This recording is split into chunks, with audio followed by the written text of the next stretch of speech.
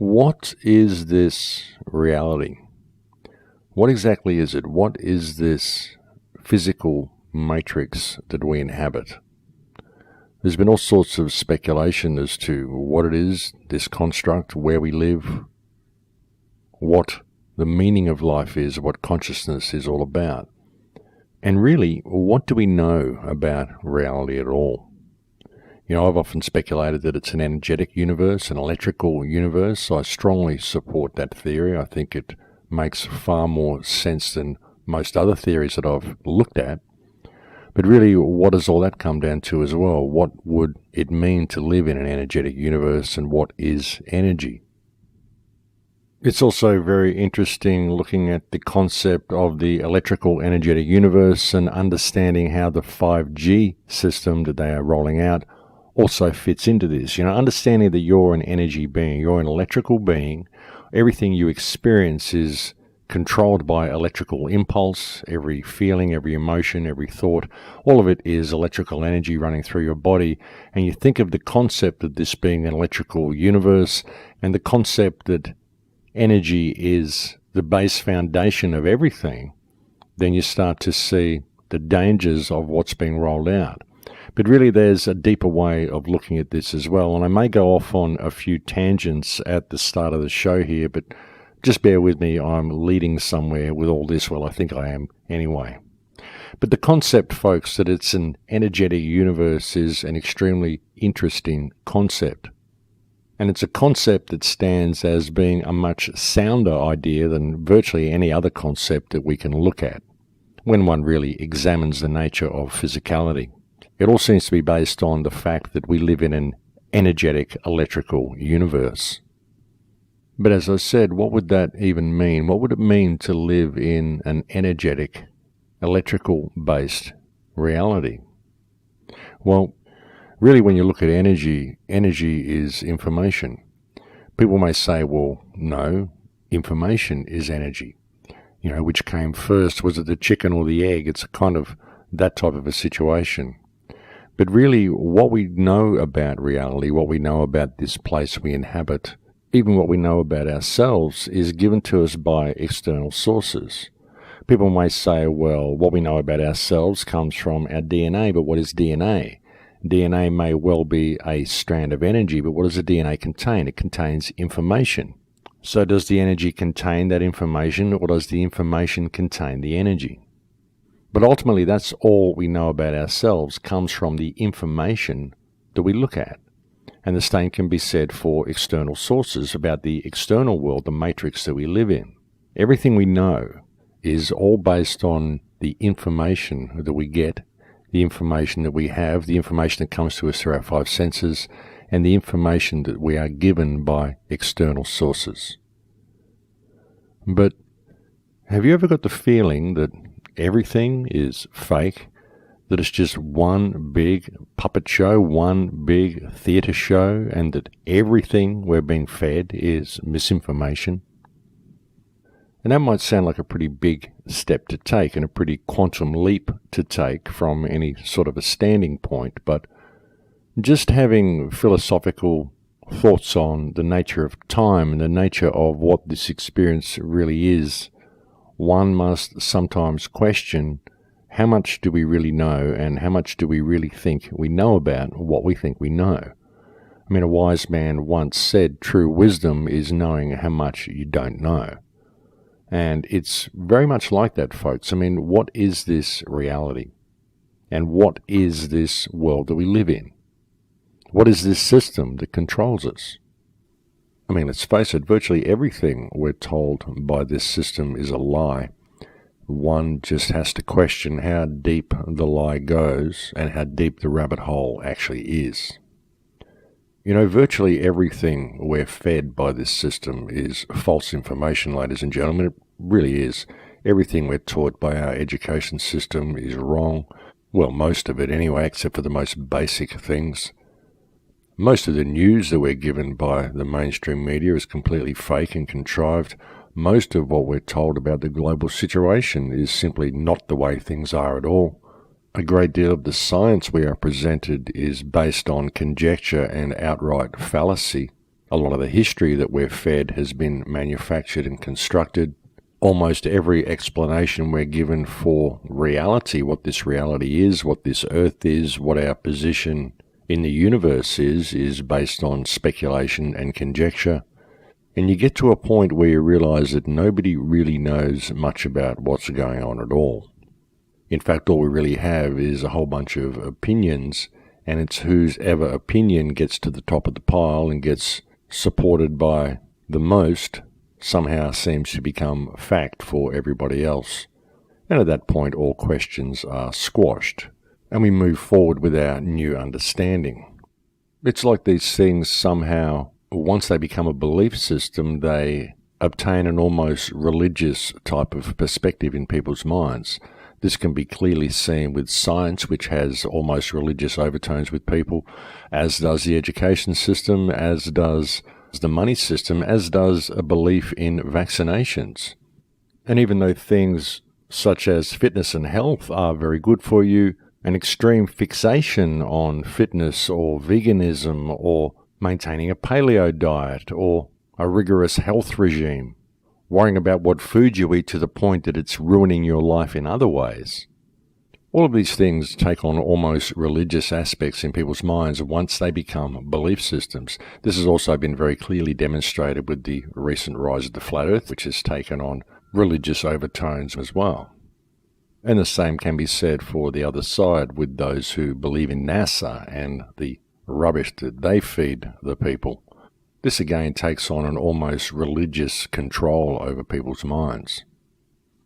But science is really quite amazing when you look at the contradictory nature of science itself in its basic structure. Although it's really got to be admitted that science does take these belief systems to a whole new level with Newtonian physics, which is based on speculation and conjecture. I mean, we're told by physics that everything is made of atoms, and yet science cannot explain to us what an atom actually is. And yet nobody questions that. They just take it as a given that what science is telling them is true and that physics works. And yet they somehow accept the fact that the basic foundation stone of physics is as yet completely unknown and completely unexplained. So it really is quite remarkable how we are just expected to blindly believe everything. We're just given an explanation and we're told that's the way it is, and people just don't question it. Or if they do question it, they get accused of being a conspiracy theorist or whatever. And it's the same in all fields, folks. It doesn't matter whether you're talking about science or religion or politics or the media. We're just expected to blindly believe what we're told. But when you look at things, folks, and you get out and travel and you look at the world a little bit and you meet people, you realize that virtually everything that we're told is fake. And it's really easy to convince people that almost anything is true. It really is. All you need is the ability to make a movie, and you can do it. I mean, look at the damage television has done to people over the last 50 or 60 years. And now you've got YouTube where anybody can make a video about anything.